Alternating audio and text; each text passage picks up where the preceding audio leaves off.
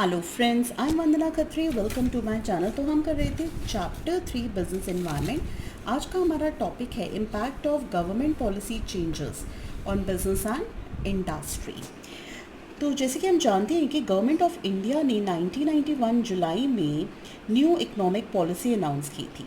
तो जो पॉलिसी थी हमारी लिबरलाइजेशन, प्राइवेटाइजेशन एंड ग्लोबलाइजेशन की, उनका इन तीनों पॉलिसीज़ का सिग्निफिकेंट इम्पैक्ट पड़ा था on the working of enterprises in business and industry. जो इंडियन कॉर्पोरेट सेक्टर्स थे हमारे, उनको सेवरल चैलेंजेस फेस करने पड़े due to government policy changes. और ये जो चैलेंजेस हैं that can be explained through the points that we are discussing today in this video. तो जो फर्स्ट इम्पैक्ट था that was increasing competition due to abolition of licensing requirements. जब licence की requirement कुछ इंडस्ट्रीज़ के लिए abolish कर दी गई थी through liberalisation and entry of MNCs, जब मल्टीनेशनल कॉरपोरेशंस ने ग्लोबलाइजेशन के थ्रू एंट्री कर रही थी इंडियन मार्केट में, a competition for Indian firms has increased. Indian firms के लिए कंपटीशन इंक्रीज़ हो गया था and that was increase specially in service industries like telecommunication, airlines, banking, insurance etcetera. तो जब कंपटीशन बढ़ा तो एट दैट टाइम जो कंपनीज जिनके पास ज़्यादा रिसोर्सेज थे और जो लेटेस्ट टेक्नोलॉजीज़ को अडॉप्ट कर सकती थी, खाली वही कंपनीज सर्वाइव कर सकती थी because they could face the competition. But वो कंपनीज जो कंपटीशन फेस नहीं कर पा रही थी, they had to leave the market at that time. Second impact was more demanding customers. तो जैसे हमारे कॉम्पिटिटर्स मार्केट में आए तो एट दैट टाइम जो प्रोडक्ट्स अवेलेबल थे मार्केट में, they were different products available in the market, variety of products were available. तो जो कस्टमर्स थे they were basically well inform and have become more demanding. Customers को knowledge थी सारे products के बारे में, कॉम्पिटिटर्स के बारे में, तो इसीलिए वो ज़्यादा डिमांड्स अपने डिमांडिंग हो गए थे, डिमांड्स उनके ज़्यादा हो गई थी। तो इंक्रीज कंपटीशन जो मार्केट में हुआ उसकी वजह से कस्टमर्स के पास wider choice was available in purchasing the better quality of goods and services. तो अगर हमारी इंडियन कंपनीज अच्छी क्वालिटी का प्रोडक्ट्स नहीं प्रोवाइड करेंगी तो वो हमारे कॉम्पिटिटर्स के प्रोडक्ट्स की तरफ शिफ्ट हो जाएंगे and they will try to buy their products. तो पहले क्या था, जब न्यू इकोनॉमिक पॉलिसी जो अनाउंस नहीं हुई थी, बिफोर दैट खाली थोड़ी सी कुछ इंडस्ट्रीज़ अवेलेबल थी। तो एट दैट टाइम जो हमारे प्रोडक्ट्स अवेलेबिलिटी थी उसमें भी हमारी शॉर्टेज रहती थी। लेकिन जब हमारी न्यू पॉलिसी डिक्लेयर हो गई, at that time competitors entered और कॉम्पिटिटर्स वेराइटी ऑफ प्रोडक्ट्स लेकर आए। तो कस्टमर्स जो थे they were well informed about these variety of products available in the market. तो जब इंडियन कंपनीज अच्छी क्वालिटी का प्रोडक्ट नहीं प्रोवाइड कर पा रही थी तो they were shifting their demands towards competitive products. तो इसीलिए जो हमारी customers they became more demanding at that time. Third impact was rapidly changing technological environment. जैसे कि हमारा कंपटीशन इंक्रीज़ हुआ मार्केट में तो that force the firms to develop new ways to survive and grow in the market. तो जो हमारी Indian firms थी उनको नए नए तरीक़ों से सर्वाइवल और ग्रोथ के बारे में सोचना पड़ा।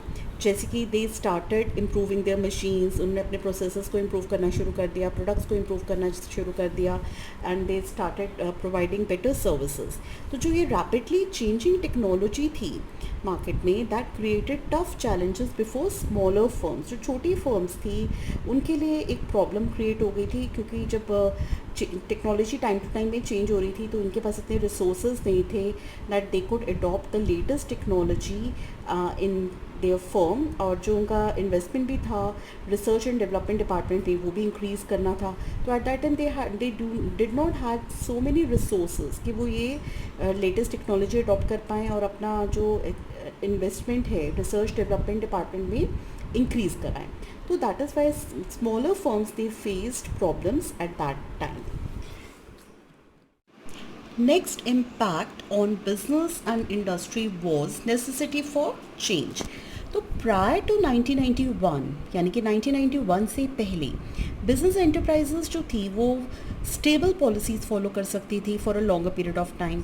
बट आफ्टर 1991 जो बिजनेस एंटरप्राइजेस थी, now they have to modify their policies and operations from time to time, क्योंकि अब जो था ज़्यादा कंपटीशन प्रिवेल हो गया था मार्केट में और नई नई चेंजेस हुए जा रहे थे टेक्नोलॉजीज़ में। तो at that time business enterprises को वो चेंजेस अडॉप्ट करने पड़ रहे थे and they had to modify their policies and operations from time to time, यानी कि उनको नए methods of production, new technologies adopt करनी पड़ रही थी, पॉलिसीज़ बनानी पड़ रही थी according to the changes that was taking place in business environment. Next impact was need for developing human resource.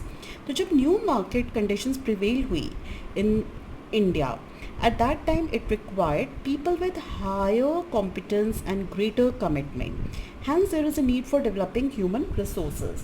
जब हमारे कॉम्पिटिटर्स मार्केट में अराइज हुए, मल्टीनेशनल कॉरपोरेशंस ने एंटर किया इंडियन मार्केट को, तो जो हमारे एम्प्लॉयज़ थे फॉर दोज कंपनीज़, वो हमें कैसे चाहिए थे, we wanted the employees of higher competence, जिनकी कैपेबिलिटी ज़्यादा हो, जो अच्छे एक्सपीरियंसड हो, जिनकी स्किल्स अच्छी हों और वो कमिटमेंट्स पूरी कर पाएँ। तो there was demand for such types of employees. तो इसीलिए ज़रूरी था कि हम ह्यूमन रिसोर्स को डेवलप करते एट दैट टाइम। तो there was a need to develop human resources by providing them training so that they can do the work with perfection. तो जो न्यू मार्केट कंडीशंस थी उसकी वजह से जो रिक्वायरमेंट थी एम्प्लॉयज़ की, दैट ऑल्सो चेंज, क्योंकि अब हमें हाई कॉम्पिटेंस स्किल और ट्रेनिंग वाले एम्प्लॉयज़ की ज़रूरत थी। तो इंडियन कंपनीज़ को भी लगा कि there is need to develop their human skills. Next point is loss of budgetary support to public sector। Central governments का जो बजटरी सपोर्ट था for financing the public sector outlays वो डिक्लाइन हो गया था ओवर द ईयर्स। जब भी किसी पब्लिक सेक्टर में लॉस होता था तो उस लॉस को सेंट्रल गवर्नमेंट ओवरकम करती थी by providing some finance from its budget. तो सेंट्रल गवर्नमेंट जो वो बजटरी सपोर्ट देती थी पब्लिक सेक्टर्स को, वो अब उन्होंने डिक्लाइन कर दिया था। एंड दैट इज़ वाई जो पब्लिक सेक्टर अंडरटेकिंग्स थी, अब उनको रियलाइज़ हो गया था कि अगर उन्हें सर्वाइव करना है या ग्रो करना है, then they will have to be more efficient and generate their own resources for the purpose। तो अब उन्हें अपने खुद के resources generate करने पड़ेंगे अगर वो सर्वाइवल चाहती हैं अपना, क्योंकि अब जो है सेंट्रल गवर्नमेंट का सपोर्ट जो था दैट डिक्लाइन। तो पब्लिक सेक्टर को लगा कि अगर वो अपना होल्ड प्राइवेट सेक्टर की तरफ नहीं चाहती हैं, तो at that time they have to develop their own resources so that they can survive in the market। Last impact was market orientation।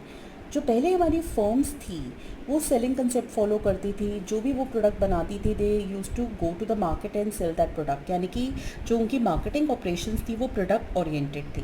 But now after the new policy declaration, जब हमारी market में competition भी prevail कर रहा था, तो जो हमारी फर्म्स थी they shifted from selling concept to marketing concept, यानी कि अब वो प्रोडक्शन को प्लान करने लग गई थी on the basis of the market research, need, taste and wants of the customers.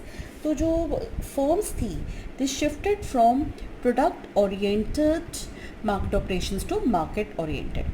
So that was the last impact of changes in government policies। That's all for today। Thank you।